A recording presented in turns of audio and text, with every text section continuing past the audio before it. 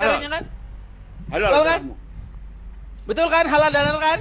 Halal darahmu. Tuh kan? Betul Kembali saudara-saudara. kau ke Indonesia. Kamu sama saya pudin ya. Hah? Udah kesehatan kan? Kerasukan. Kembali kamu ke Indonesia. Kerasukan. Biar ngapa? Kembali kamu ke Indonesia. Biar ngapa? Berhadapan dengan kami. Biar ngapa berhadapan? Kita berhadapan beradu argumen agama. Oh, kalau adu argumen kalian kalah. Apanya yang kalah? Kalau kalian adu argumen kalian kalah. Yang kalian lakukan adalah halal darahnya saudara-saudara.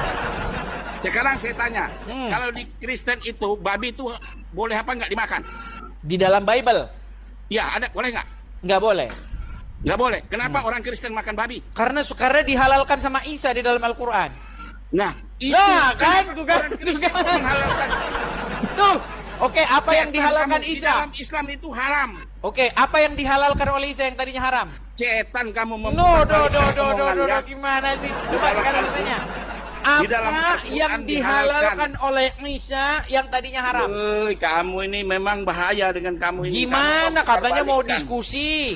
Bukan diskusi seperti ini. Kalau Loh, diskusi itu ayo Buset, kita ketemu. dengar. Betul kan? Halal kan Halal. darahnya kan? Halo. Baik, kita akan baca teman-teman sekalian apa keterangan dari portal Jateng ini ya. Semarang portal jatengnews.com. Sepertinya batas kesabaran Gus Leman sudah tidak bisa dibendung. Ia mengungkapkan rasa kesalnya terhadap Edis TV karena dinilainya seorang pengecut. Hal ini disampaikan Gus Leman di kediamannya Jalan Villa Aster 2 Blok P nomor 6 Semarang pada Minggu 6 April 2025. Menanggapi terkait keberanian Edis TV untuk bermubahalah. Waduh. Ya. Dalam pernyataannya Gus Leman menegaskan jika Edis TV tidak berani ke Indonesia, dirinya yang akan ke Amerika atau hentikan program TV-nya. Hai pengecut, kalau kamu dalam kurung Edis TV ini ya tidak berani ke Indonesia, saya yang akan ke Amerika atau hentikan program TV-mu. Ketusnya. Kemarahan Gus Leman berfokus pada sejumlah pernyataan Edis TV yang menyudutkan ajaran Islam, khususnya perihal kitab suci umat Islam yakni Al-Quran yang nilainya tidak memiliki mukjizat. Gus Leman menyebutkan bahwa Edis TV adalah seorang pengecut yang penakut. Kemarahannya kemungkinan akan mereda jika Edis TV bersedia bertemu dengan Gus Leman. Gus Leman mengatakan tidak ada baiknya jika debat masalah agama. Yang terpenting itu adalah bagaimana caranya berbuat banyak kebaikan. Ya itu kan bagi Anda, tetapi bagi Ustadz Juma, bagi Ustadz Jauni Rifa, bagi Nora Aritonang, bagi Sifar Rusyanifar, bagi si Julius AMC, bagus bagi baik untuk Ustadz Kainama, Ustadz Donditan, Ustadz Arifin Babar, Ustadz Adi Hidayah, Ustadz Somad. Ya kan harus mengganggu Kristenan, harus mengais-ngais ayat-ayat Alkitab Kristen, disudutkan, dihina-hina Tuhan Yesus, dihina-hina Rasul Paulus, ya kan? Itu, nah kan mungkin bagi orang tua ini ya, Gus Leman ini kan, ya barangkali tidak penting, tetapi bagi Islam-Islamnya justru penting. Itu sebabnya mereka terus mengganggu kekristenan ya.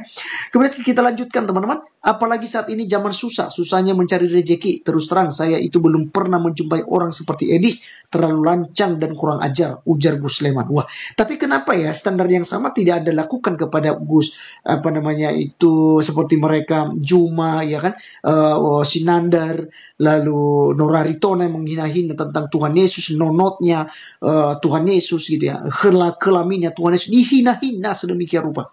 Ya kan? Kemudian Donditan, si Ustama Kainama, masih banyak lagi ya. Kenapa kemudian tidak menggunakan ucapan yang sama gitu ya?